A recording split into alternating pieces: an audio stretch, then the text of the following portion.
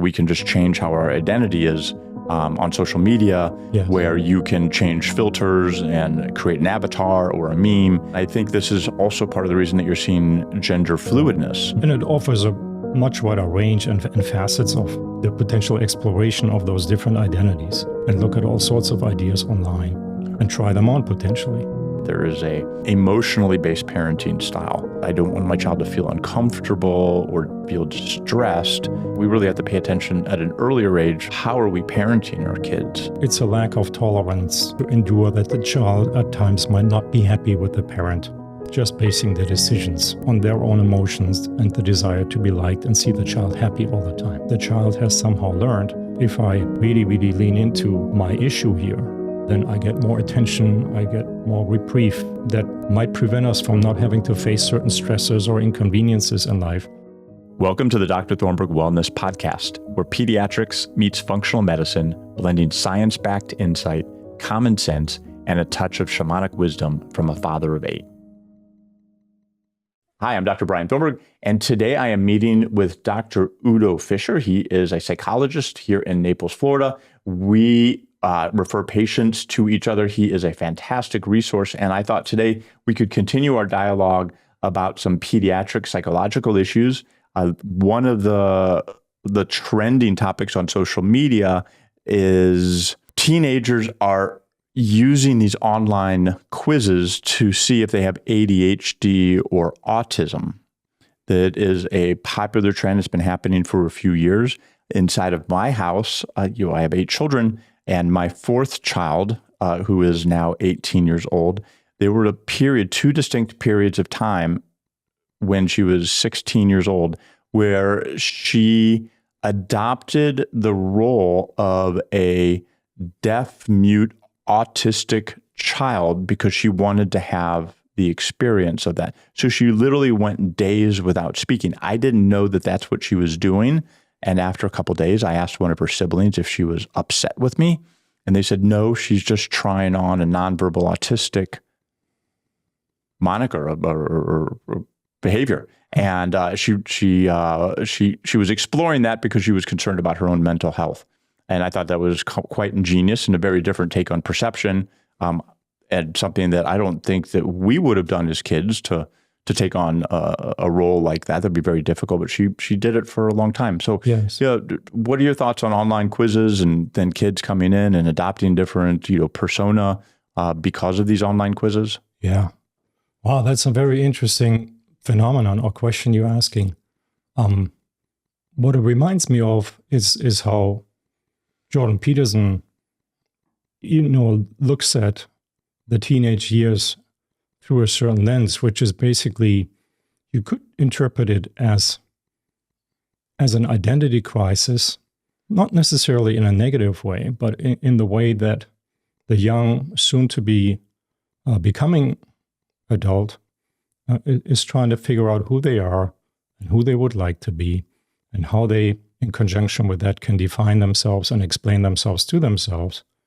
And the online world now offers different ways to do that, and I think so to a certain degree, that's a probably normal process that is baked into our existence and their evolution as children, developing from the tween years through the teenage years into adulthood, that everybody is more or less trying to figure out who they are and who they may become or want to become. So in that regard, it may not be that shocking. I think it's just that the online world, and including AI, offers a totally different way to explore that. Yeah, right. And while I said I don't think you and I would have tried on that kind of behavior, Right. But I do recall that growing up in Miami in the 80s, that there was a popular movement among the boys to become cowboys. Yeah. So it would be similar to adopting, so I went out and bought a pair of cowboy boots, Right. a cowboy hat, and that's what all the kids were doing. Mm-hmm. I don't think that there were a bunch of kids at her school that were adopting deaf, autistic Yes. persona. Yes. But I think it's the same as that there's an exploration of identity. Mm-hmm. And I think, well, this is my own opinion, is that with with AI and the advent of avatars and how you can change kind of an optics to how you see yourself, that there is kind of a derivative of humanness that's happening. Yeah. Whereas we were more concrete based, just because we didn't have computers, or at least computers were not able to do what they're able to do now, Yes. where you can change filters and create an avatar or a meme. And so I think that there is a dismantling of the human experience into discrete, workable units. And I think this is also part of the reason that you're seeing gender fluidness, is because there is an allowance from the environment that we're in with computers. And so we can just change how our identity is on social media. Back in our day, we knew the kids at the playground, or we knew the kids on the baseball team or the swim team. And that was the extent of our influence. Yes. Now they can go to different websites and have different personas. Right. And so there is a breaking down. I wouldn't say a breaking down. There is a computerized allowance of fragmentation, which was not allowable before, if that makes sense. Yes. Yeah. Yes. And it offers a much wider range and facets of the potential exploration of those different identities, right? Yes. Rather than, as you said, maybe a generation ago, or you could do that in your immediate social context. But now you can really, really fan out wide and look at all sorts of ideas online and try them on potentially. Yes. Do you think it would be fair, this description that I gave, that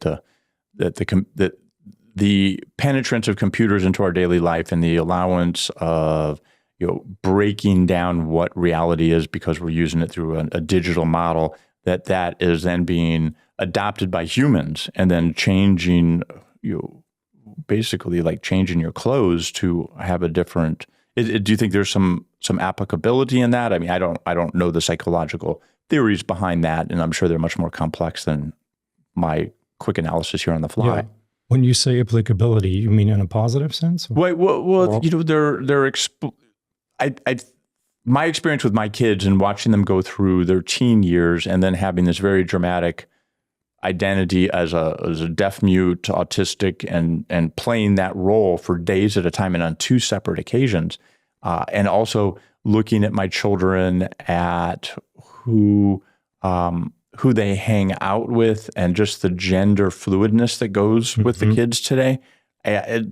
It's very different than what we grew up with. Yes. There was more binary, it was analog, it was zeros and ones, and now we're into quantum computing, where we don't have zeros and ones. We have whatever you would like, because quantum is all potential, and that is being portrayed in human identity now. Yes. And then our kids are the first ones that are really having that option where they can interface with a machine more than we did. Yes. Yes. And so I don't know if there's, I think it's just part of the development of a teenager trying to create an identity that's unique and away from the family. There's obviously these online quizzes that they can take that then, and when I took psychology in medical school, they told us the first day, every condition that you will study, you will have some traits of. That does not mean that you have that condition. So all of us, all 140 of us in our medical school class, we all thought we were depressed. We all thought we were bipolar. We all thought, because we all have those tendencies. And so, but that's not what defines it. But there is that opportunity to see yourself through that lens if you're not being moved along in a proper fashion. Like in medical school, they warned us that we might think that we're all of these different medical conditions. So we knew that not to take them on too seriously. Whereas a teen with these online quizzes may not have that same kind of instruction or guidance. And, unfortunately, parents and children don't talk as much. We have different languages. And so there might be a teenager might move further and further down that path into a persona that's temporary, that the parents don't fully understand, and then that can create a wedge. So, and I think that's one of the crucial distinctions, right? That often online, not all parents are aware of what their children are facing and encountering online, and that's where I think the distinction lies. Because to your point, that was the same in our psychology studies in Germany. As soon as we really got into clinical psychology and all the different diagnostic categories and labels. Yes, to your point, there was a common trend. I said, "Oh, I wonder if I have that too." Right, right. And maybe to a certain degree, that's not necessarily a bad thing that we try on different shoes, roles, identities, mindsets, or even diagnostic syndromes or clinical syndromes, because what we do know from the evolution of empathy in children is that one of the ways one can actually influence that positively is to let children read a lot, because then they naturally, through the reading process, get to try on maybe the identity of the protagonist in the story or other characters in there. So obviously, it's not necessarily a bad thing, but I do think that it becomes problematic when they do it online and when it's not monitored or led or guided, because we're not there, or maybe they're not sharing or relating it to their parents. And not every parent is really, really dialed in or present in their children's lives, and not always to a fault of their own. But maybe both parents have to work in order to make ends meet, and so it's not necessarily always the parent's fault per se or for lack of interest. But I think the only way around that is to be really, really involved and present as much as anybody can. Right. And potentially, as Jonathan Haidt's work suggests, the psychologist who now teaches at NYU, but is originally from UPenn, who does a lot of research and lecturing in that realm when it comes to what children are exposed to online, and when that should be allowed and under what circumstances. So I think that's partially our challenge, that we have a relatively unregulated, unfeathered internet. And if we don't know what they're exposed to, then we might not be able to lead them and guide them as much as we would in our immediate social context, where there are real life interactions and we more or less know where they are and see what they're doing and who they're interacting with. And we can filter, manage, mitigate, and control that, or supervise that at least. So I think it's a very double-edged sword. And it's a challenge that I don't think anybody ever had to contend with before to the same extent that we do now as parents. Right. No, as you were speaking, and I was thinking about the back when these magazines would come out, like Vogue, and they would have a quiz for the women to take. Yes. Does your lover meet all of your sexual desires, or something like this? Right. So there was always an agenda to sell, and I think the same is happening. You have to look where these, who's providing these quizzes for the kids. Exactly. What's their agenda? Exactly. Because I would say in medical school or in PhD school, the agenda is to teach you about the conditions, not for you to wear the conditions, although that is part of the human experience. Yes. For the kids, if you're in Vogue, you know what you're buying. Right. But online, you don't know who's behind the quiz. Yes. And it's hard to, as a parent, to you're not going to follow your children's and track your children's websites, especially when they're older teenagers. Because again, my child was 15, 16. She was a very good student. Yes. So I wanted to give her the freedom and the autonomy so she could move into adulthood with a sense of identity. But I let her explore that. And then after she was done, I asked her some questions about why she did that. And she just said she just wanted to have that experience. So I think you always have to find ways to stay aware with your kids. What I have said here a couple of times is I get up every morning before my kids so I can see them in the morning. And I can see them moving around and grabbing their snacks and making their lunches and getting their shoes. And that's very little time, but it's meaningful time because they're vulnerable in the morning and they're moving around. Yes.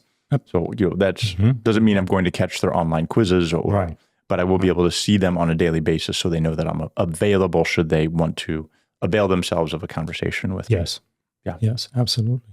So, I know that that's just a popular trend in the teens. For parents, it's a struggle because we have this internet that's influencing our children and possibly in ways.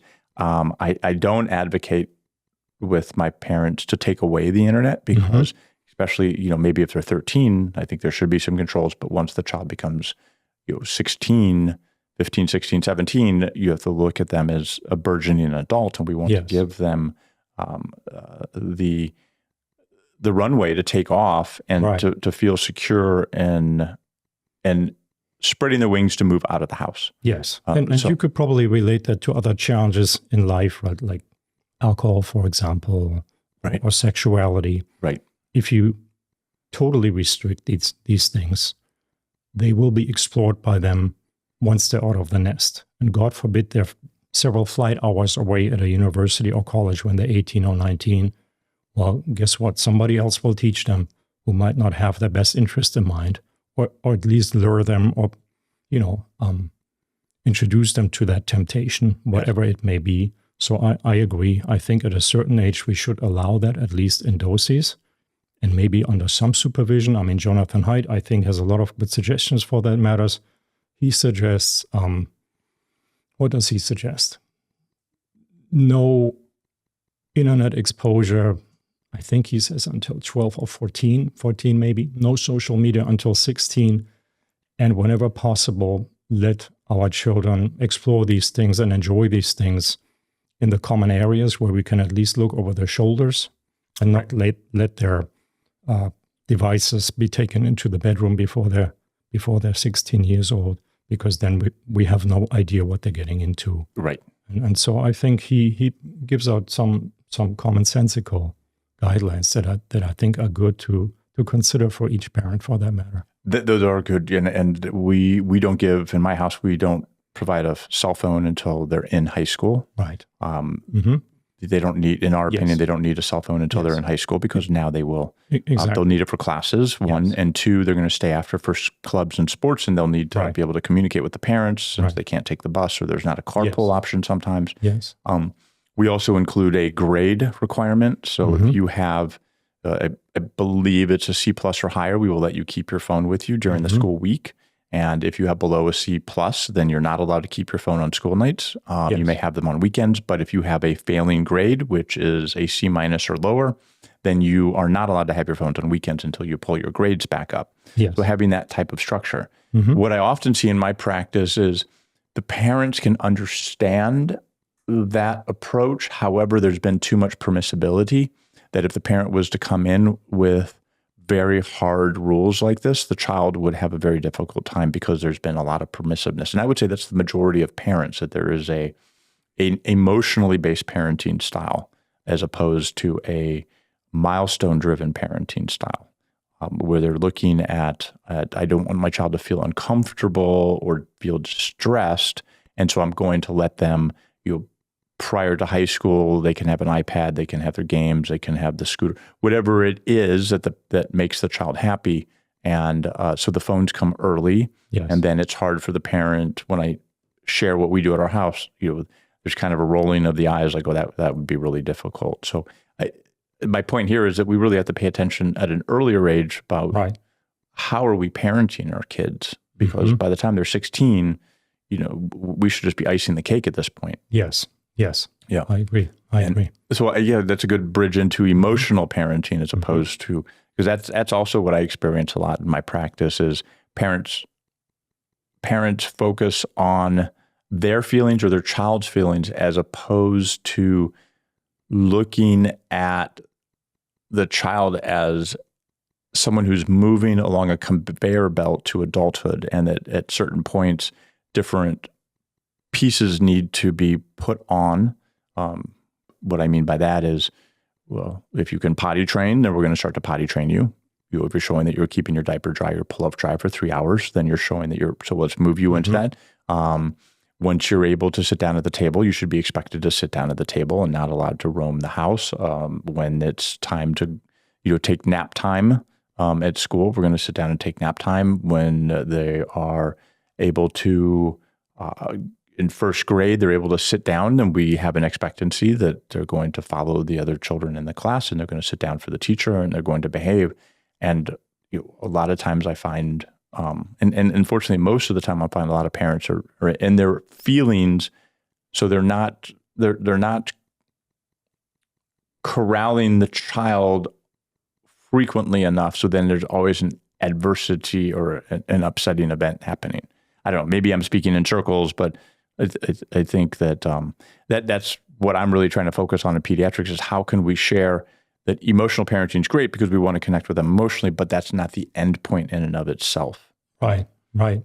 And that's where too many parents are getting tripped up, is they're looking at being their child's friend as opposed to parenting them and pushing them forward in a meaningful way and using the child's milestones as a nidus for, okay, now you're able to do this and we're going to expect you to do this. So it's a lack of tolerance to endure that the child at times might not be happy with the parent for being the leader, being the elder, and having the long view in mind that they cannot yet have at all times, obviously, and then just basing their decisions on their own emotions and the desire to be liked and see the child happy all the time. Right. And acknowledge the emotions and the child, even when they might be, days past, it might have been considered unreasonable to indulge the child on the feelings. Because, for instance, right now I have a family who is keeping their child home. The child looks great. And you can tell from the videos that they send me of the cough that it's a fake cough. But the parents are really having a hard time because he puts on a performance. I've seen him multiple times because of the ongoing concern with the cough. And when he's here, he's running around the office acting fine. But then when he goes home, he puts on a theatrical show. He's at that age.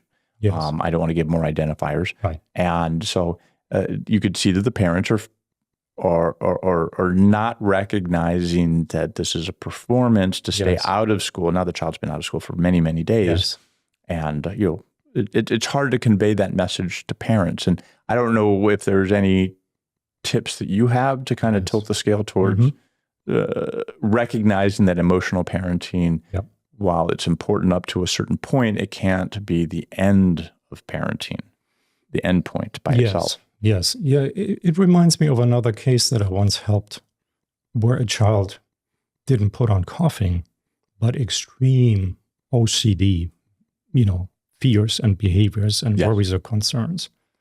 And if the parents can at least be convinced to conduct an experiment, for that matter, that has to do with, again, preemptive parenting and positive behavior modification without necessarily risking anything or harming the child or threatening the child in any undue ways, obviously. And come up with an idea, like in this case scenario, maybe, hey, if you can work on not focusing so much on your coughing and trying to relax a little bit more, if we can try to make progress in that area, then, we might be able to do X, Y, and Z. If you can work with us on that, or if you can work on that for yourself.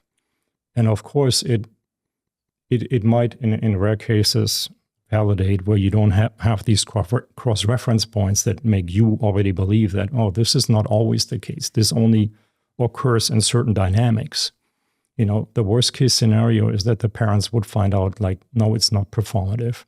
It has nothing to do with incentives of any kind or contingencies of any kind. So, okay, but then at least we have ruled that out, and we're not trying to be unduly cruel, but it will be a test to find out, even if the parents don't believe it. Although you and I, as practitioner, may have a suspicion that there may be a dynamic going on that the child is incentivized by, which is why they're not making more progress in this area. Right.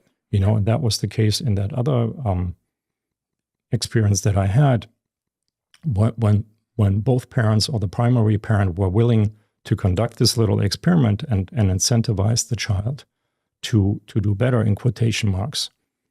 The child did better, but of course it required that the fear that at least one of the parent had more than the other was mitigated, or at least tolerated for the time being, to see if progress could be made and to what extent this might be a dynamic and contingency-based behavior.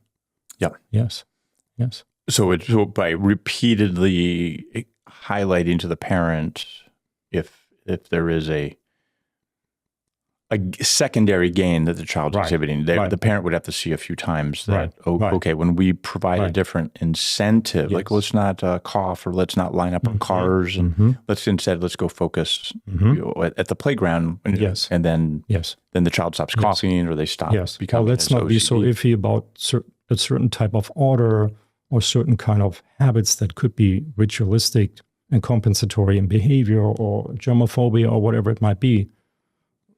Let's see to what extent that behavior or that condition that we assume is truly exclusively medically based, let's just say, or to what extent, to your point, there may be a secondary gain system where we don't even have to say there may even be an underlying medical condition or vulnerability of some sort be going on, but it's at least embellished or exacerbated exponentially by a secondary gain system because the child has somehow learned, no matter if they're fully conscious of it or not, that, hey, if I really, really lean into my issue here, then I get more attention, I get more reprieve from certain things that I don't want to do, that I don't enjoy, and what have you. Right. Yes. So it doesn't even always have to be an either or, because the secondary gain system is something that's very well established in behavior therapy, that even if I or you or a child fell into some kind of, medically induced or accident-induced role of dependency, of getting into the patient role temporarily, but now over time, although we initially didn't like that, there are certain benefits that come with it that might prevent us from not having to face certain stressors or inconveniences in life. It might be hard at one point to step out of that secondary gain system, even if the medical condition that once got us there is not that intense, prevalent, or relevant anymore. Right. So it's very important to consider from a reinforcement perspective, is there a secondary gain system somewhere, even if there is an underlying condition of some sort? That made me think of the older child that comes into the parent's bed in the middle of the night. And then the family, or the parents, are tired, so they don't want to go through the steps of redirecting the child in the middle of the night, because it's just easier to let them climb into bed. So that is and then the child entering the bed doesn't help the parents have good sleep. Plus, it's an interruption to the marital bed. Yes. And I understand it. On some occasions, it's nice to have the child in the bed for safety and security and community. But as this happens every night, then the parents are doing just that. There's a secondary gain for both parent and child. Yes. The child is provided some security or safety, and then they also get to be right in the nucleus of mom and dad. The marital bed is the pinnacle of the marital house. Yeah. And then the parents don't have to. They get the secondary gain of not having their sleep as disturbed. Right. While the long-term cost may be that the romantic aspects of their marriage or relationship wane over time. Right. Or it builds into what I was mentioning about it's hard to implement a cell phone policy for your teenager because they've been, from a young age, able to enter the marital bed. They have been able to have a fake cough and then stay home from school because, again, the parents might be too busy, or they may not want to be, maybe they're not confrontational type parents. And so they want to just have the child feel happy. Yes. And so that's the part where I look at the emotional parenting. I'm very much a fan of emotional parenting. It was something I feel was very lacking in our generation, not the way we were raised. So I think there is a positive value to emotional parenting, but we have to put it against a backdrop of what are we doing as parents? Yes. Not just the emotions, but we are taking our child to adulthood and we want them to be productive, part of a community, good communicators, and able to take care of their health at all dimensions. Right. And that might sound trite again, but it is, I think, highlighting the dichotomy between just emotional parenting and not always giving into the child more or less, but on the other hand, always restricting and limiting the child and controlling the child too much, in certain regards. So there's always a tension between two extremes. There's always a dichotomy. And of course, again, as trite as that may sound, striving for balance between extremes is always the best. Right. Because yes, unemotional parent and just strict and the child doesn't matter and only to be seen but not be heard, that's one thing. But only going according to our emotions, that might then lead to more like too permissive and laissez-faire parenting, which already failed in the 60s and 70s when that was more of a zeitgeist trend. Yes. Yes. Yeah, I remember my grandparents. I was 12 years old, and I would spend a lot of time with my grandparents, and we would arrive at the restaurant with my two younger brothers, and my grandparents would say, "We're going to give you a spanking." And just, what? Why? Well, to keep you from misbehaving.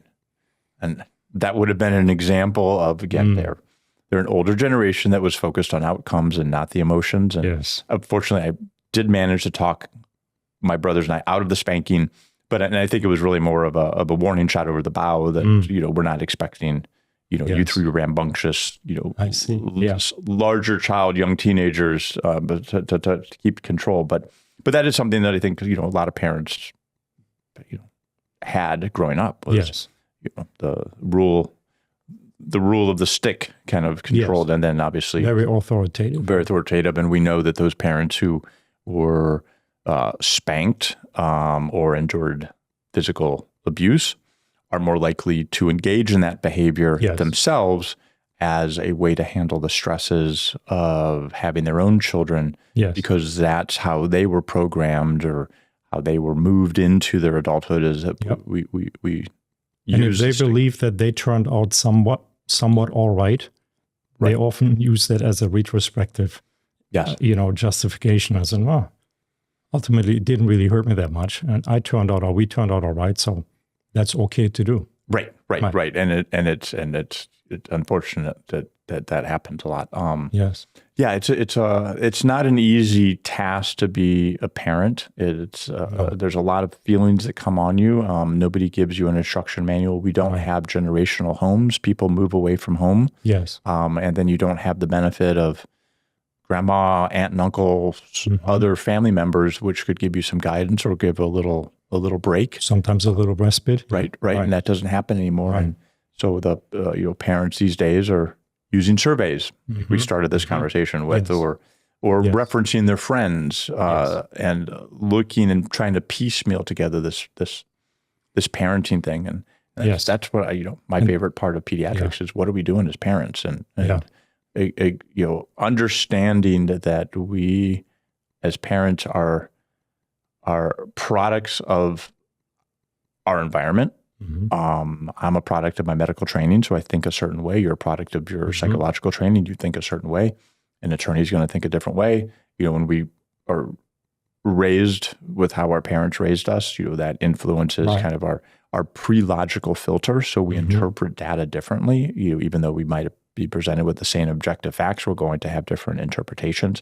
And the magic there for me that I'm really trying to work on is how can we open up the dialogue where the parents can recognize that they are heavily biased in their parenting, so they could, again, okay, I understand what my job is as a parent, and they just and that just seems to be really, that would be my book if I was ever to write one, is like, what are we doing? Yes. Absolutely. So I think with the parenting, you mentioned the preemptive parenting, positive parenting, that's focused on the child. Our conversation moved upstream a little bit to the parents. What advice would you have? So you had a family come to you, the child's older, the child's not being provided an environment to help them move into adulthood. How would you navigate that water with those parents and that child? You could see the negative effects that child is exhibiting because they're not being allowed to move into a healthy pre-adult stature within the house.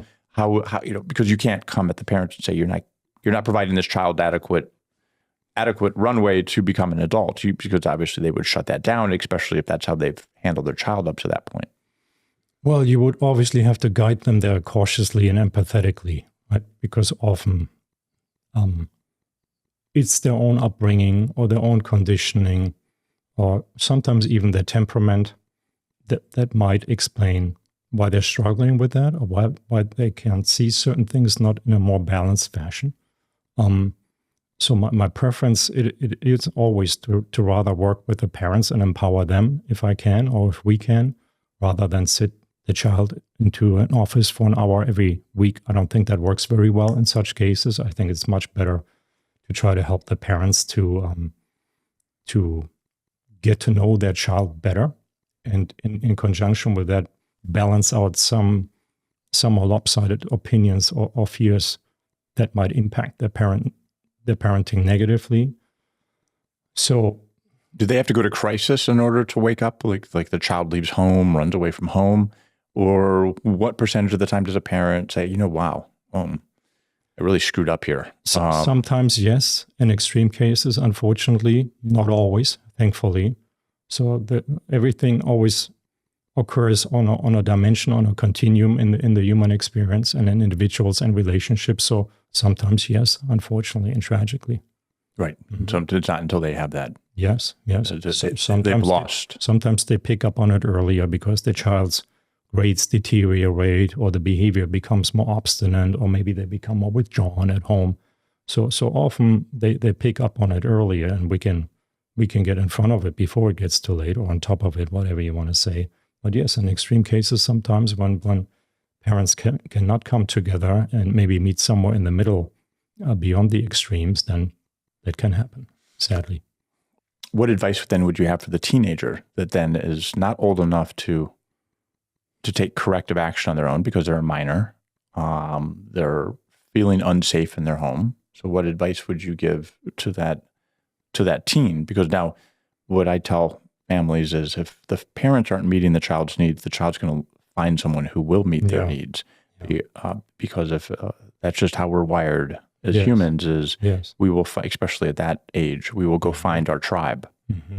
Tribe finding is very important in those years. Yeah. And if the parents are shutting it down, then the child will covertly find their own tribe. Yes. And there's a lot of examples of that. You already mentioned the alcohol. You've mentioned sexual promiscuity, which of course we don't want to see any child have to go through those difficult challenges. Right. So how would we counsel just those kids? Yeah, I think partially you already suggested something very, very good and considerable. Doesn't mean that every child will be up for it, but yes, to varying degrees, no matter if it's an athletic extroverted child or maybe more nerdy computer or game oriented or fascinated child, finding that tribe I think is very important, and finding a safe tribe and not waiting for it to be picked by a tribe or by a group. So working with the child's interests and curiosities to see, okay, where could the child position themselves and find themselves outside of home in some kind of safe extracurricular activity that allows them to on one hand evolve who they are already to a certain extent, but in safe confines. So again, as you know, I'm a big fan of physical activity and sports and athletics. I do know that doesn't work for every child. Not every child is like that. Some child might be more artistic, creative, interested in other things rather than working out or playing team sports. But I would try to work with that teenager and say, okay, where can you find yourself? Where can you position yourself? What can you try to find your tribe outside of home? If you don't feel like you're being heard or seen and supported for who you are, or if you feel like mom and dad can just not get on the same page and you can't win with them, is there another safe place where you can find peers that you feel safe with, or maybe safe mentors, that you could look up to and model yourself after? Yeah. That's it. Empower them to say, there are available programs. Yes. If you're at school, there might be the chess club, one of the athletic teams. Right. There's a variety of clubs that you could participate in. So then finding those people, and then maybe you have a friend whose parents are a little bit more sympathetic, and then they become almost like a surrogate parent outside of if you're fortunate enough to find that kind of situation. Absolutely. Over the years, I have seen some parents recognize that they just didn't have the right skill set to control one of their children. They weren't bad parents, but there was just a dynamic there that didn't work. And then more than one time I've had a family surrender their child, if you want to call it that, to another family and let that other family take the child at 16, 15, 16, 17 years old, because then there was less chaos for everybody involved. And that was, Yes. and I commended those families because they were able to put aside ego, Yes. open up vulnerability, Yes. move the child into a safer position, because there was, Yes. I mean, obviously this is very extreme. The child was these children were having a lot of issues. Yes. Yes. Yeah. No, that is a good example. I can think of my own mother who's not with us anymore, but we often thought that she was dropped off in a little basket in front of somebody else's front door and then adopted by that family, although you could clearly see that she resembled her other two biological siblings very much so. She probably was a biological child of that family. But nevertheless, she must have fallen out of the womb somewhat differently already and didn't really fit in very well. So she ended up modeling herself after her best friend's family. But I think one of the parents was a doctor, a medical doctor, and they seemed to have a very stable and achievement-oriented, education-oriented home, a family of origin culture, which my mother's family did not. But she fell out of the womb a very, very highly conscientious child, so she couldn't identify with her family of origin. So she modeled herself after this other wonderful family. That's that. Well, Yes. yeah, that it does happen. Yeah, Yes. and you know, it is another option, a very extreme option, but it is an option. But yeah, finding their tribe, finding their environment in which they feel, naturally seen for who they are and supported and safe. What about when a parent does have that wake up? Oh my gosh, I've not been there for my children. However that might be. I work too much, or I've just been emotionally unavailable. I have my own traumas, and now they recognize, because there's kind of a finality to your child leaving the house. Oh my gosh, I haven't really been there for my child. How would you help the parent? Just reduce some of their sorrow, or or to build something towards a more positive future with their teenager, at a time when the teenager really discounts the parents because now they're more focused on their friends than they are mom and dad. That age ends around 13 or 14 years old, when they don't want to hang out with mom and dad anymore, and now they move into friends as their primary social sphere. Yes. So how would you, what the parent that does wake up and recognizes that they have not been present, almost like a midlife. Yes. I think midlife is just recognizing that you want to do things differently. Yeah. So on one hand, I would say that I think everything is in the universe for a reason. If it has withstood the test of time and evolution, so is the fact that we can experience emotions like guilt and shame and embarrassment. And so I would empathize with that realization that might hit the parent in hindsight and say, oh my God, I think I did it all wrong. I think I missed this. I think I missed that. I feel terrible about that.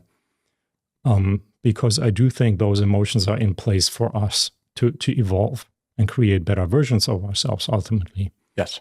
So in conjunction with that, I would try to normalize that a little bit, but at the same time give the parent a lot of empathy and try to help them and us better understand what fell into place unintentionally for no bad reasons or intentions on their part necessarily, that let their life and the years of child rearing evolve the way they did.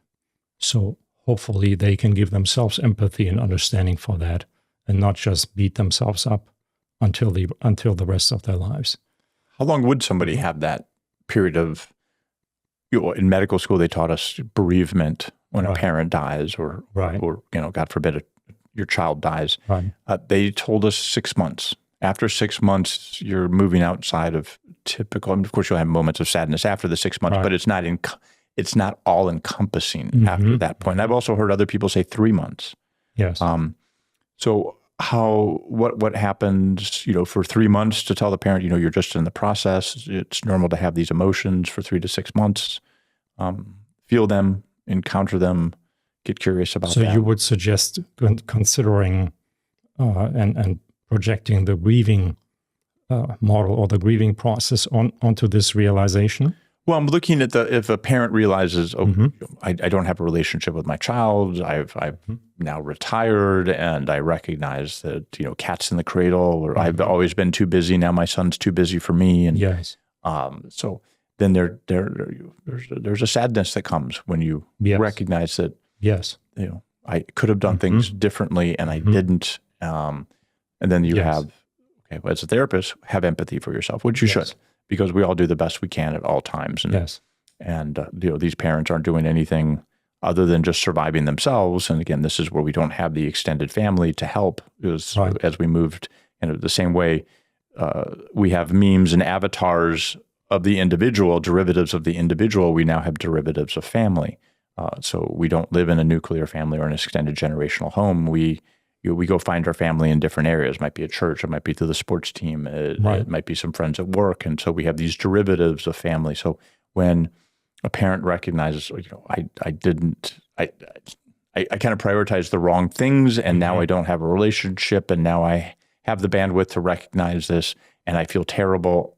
Well, I realize that I can't make up for it anymore. And then and again, so the first part, how long is normal to feel that way? And how can they help themselves? So I'm working with a dad right now who is having this experience. Yes. I don't think, as you know, there are only trends.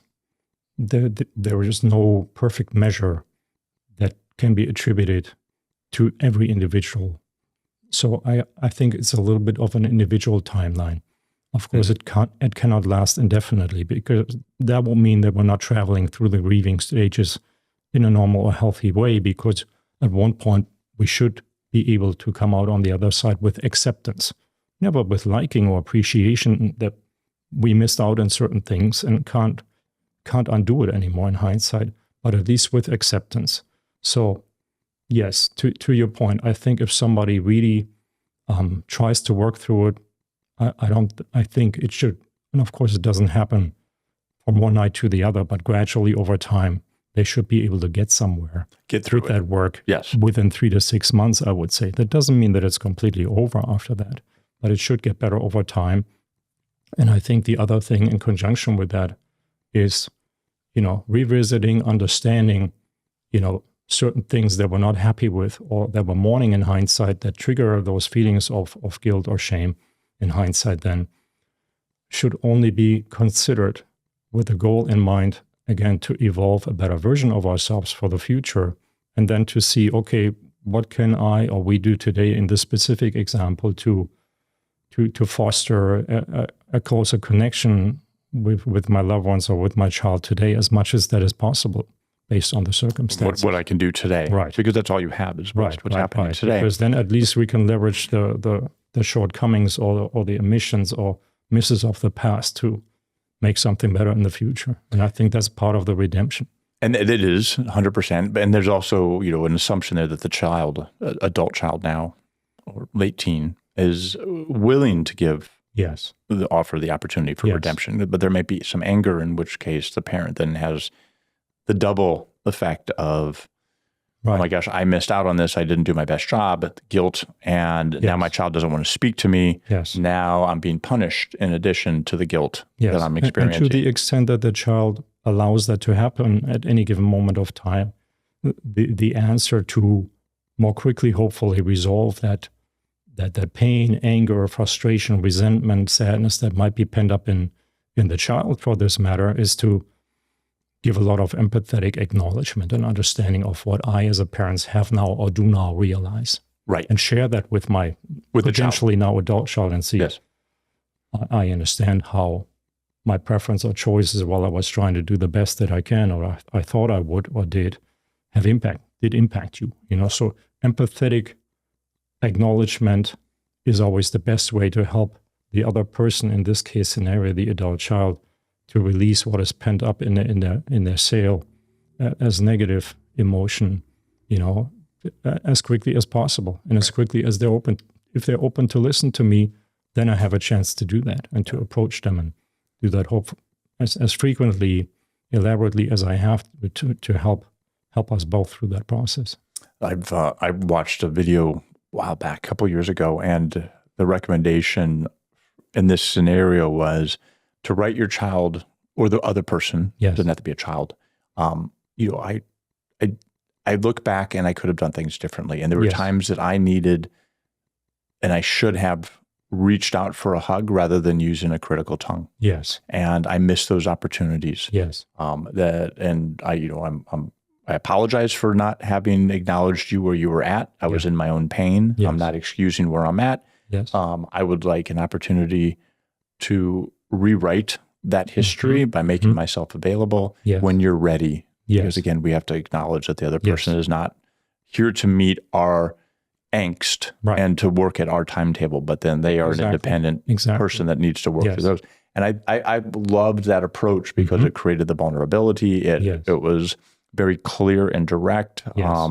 I think anybody, most people would have a very sympathetic heart on that, even if they're very angry at the parent. And so that's an approach, because I believe that when, again, this isn't just in parenting, but this is just in life, when you recognize that you could have done things better, you have regrets for lost opportunities, that if you make an honest inventory and work through your pain that got you to that place and you're able to articulate it, there is a gong that goes off in other people that rings true. When somebody speaks the truth, people's like, that person understands what happened, and they have owned their problems, and you can tell that they've integrated it, and they're not trying to blame other people. And when you achieve that point and you've empathized with the other person to refill their batteries from what you've extracted from their batteries over the years, and then they're ready then to meet you, it rewrites the history. So almost to the point that all those bad problems can almost be joked about. Yes. Because it's healed to that level, and it's possible. And that's what I always try to emphasize, because in my practice, I've seen, shifting gears a little bit, I've seen a lot of parents go through divorces, and there's times, especially in the early part of the divorce, that everything seems hopeless. What have I done? Why am I here? What environment did I create for my children? Why am I with this person? And how am I going to survive?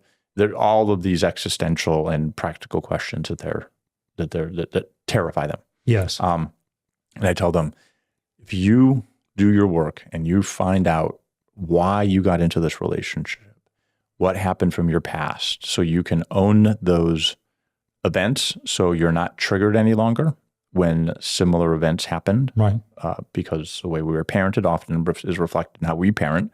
And so you make those changes and you make those acknowledgments, you will get on the other side of this, and you will find yourself in a positive relationship with your children and into a positive, healthy new relationship with a new mate. Yes. Yes. Yes. Yeah, that's another thing, to your point, that I often like to share, that interestingly, children usually trust their parents more and feel more connected with them and forgiving, if need be, when the parent takes what Jocko Willing would call, in his leadership approach, extreme ownership. Right? So interestingly, a child is more likely to forgive and love and respect their parent as well when they can do that. Yes. When they have realized that it may be timely and due and appropriate to do so.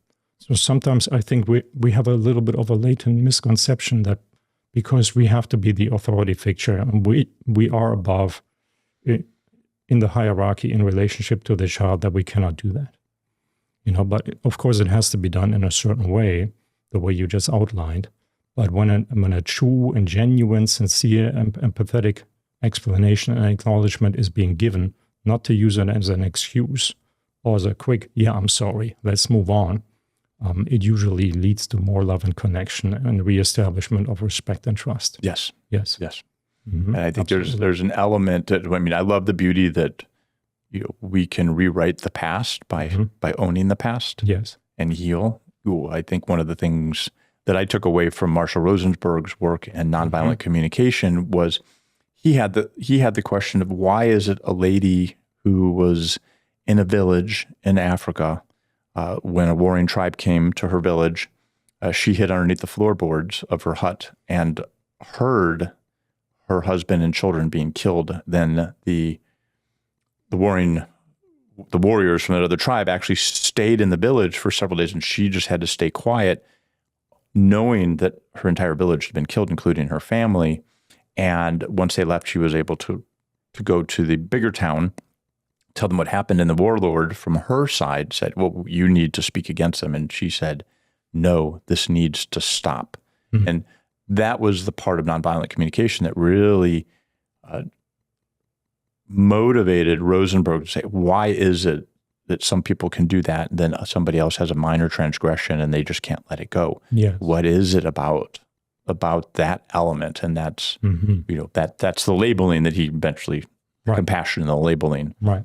So understanding that, great forgiveness can happen, and we need to seek how to foster an environment where we don't continue the trauma.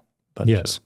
But to find forgiveness in that, that absolutely remarkable that lady was able to find that level of forgiveness. And the Amish did that too when that I don't remember who the person was that went into the Amish schoolhouse and shot, and the Amish forgave. Mm-hmm. And there is a beautiful sense of serenity that comes when you're able to give forgiveness at that level. Yes. Yeah. Yes. Absolutely. Yeah. So I think the positive note for parents is that as we watch our children get bigger, we want to pay attention to how far we're letting our emotions take control of the dynamic, and understand there's a limit to the emotions, but we also have to put some concrete milestones to guide us along the way, because we don't want to just parent in the feeling, because that will, in my experience, will lead to, and there's certain points when you can really see it. 4 years old is the first time when a parent's been doing too much parenting in the feeling, and the 4-year-old is an absolute terror because now they have enough skill sets to use some logic. They also have the physical size to create a lot of damaging temper tantrums. Right. And the child is only acting out because they don't feel safe in their environment. And it's because there hasn't been enough structure to the environment. It's the laissez-faire parenting, and then they really act out. So 4 years old is when I see the first time that the parents will come to the table and say, whoa, I might not have done this right because my 4-year-old's absolutely out of control. Yes. And it may be nothing that they were, I've had one family that their 4-year-old was hitting children at school. Family didn't hit at home. They speak very calmly to all their children, but it was the fourth of 5 children. And so the fourth child, this one child that was hitting in pre-K 4, was lost in the mix. So here she was coming into an age where she wanted more and more control and autonomy, but the dynamics of the family weren't such that she was able to express herself. And she also had the temperament of being more agreeable, so she kept her mouth quiet. And then when she went to school, she had an opportunity to take charge, and she used physical violence, even though that's not something the family was doing. And once the parents were able to see that their child needed to be more pulled into a more participatory approach at home, instead of just saying, well, we're having for this for dinner, say, well, these are the choices, which one might you like? Or can you come help us? And as opposed to just this happy child that's just happy to follow everybody else, she was obviously having difficulties with that as she moved in. Yes. So it's really a quick fix once you identify what the need is. And again, that's away from the emotions. It's what the need of the child is. Yes. Yeah. Well, and maybe circling back around one more time, because we started with sometimes children try something on that they're exposed to or tempted by on the internet, including these funny assessments where you never really know what's behind it and what's intended by it and where it might lead. Just as much as they may not yet have the wherewithal to skeptically see through that or question that all and put it into perspective because they're lacking more reference points at that young age, of course, naturally. Sometimes that's the same for us as parents, as you just alluded to. Sometimes parents might project something that they haven't completely illuminated on their own end into their parenting, especially emotional parenting, or maybe overly authoritative parenting. And sometimes really, really hard to see the forest for the trees when you're in the trenches with yourself and with your loved ones every day. And that's why sometimes we all need perspective and maybe somebody else who can help us take the curbside view. Right. You know, just as much as our children might still need our guidance and involvement to say, hey, do you really know what you're doing here, what you're looking at? Do you understand where this is coming from or where it may be coming from, you know, or what it might intend you to do, intend to trigger you or incentivize you to do more of or next? You know, so I think just as much as our children sometimes need our guidance in that regard, we sometimes need a trusted person, if that's somebody like you or me or a good friend that we trust, to say, hey, why do you think you're doing that? Right. And why do you think this is not working? You know? Mm-hmm. It's getting curious. And I love that phrase. Is let's get curious about what's happening here rather than be judgmental. Right. Yeah, that's something I always, since I started having a deeper understanding of psychology that works well for everyone is getting curious rather than judging. Yes. And I come from a long family of judgers. I was judged very well as a child and adequately.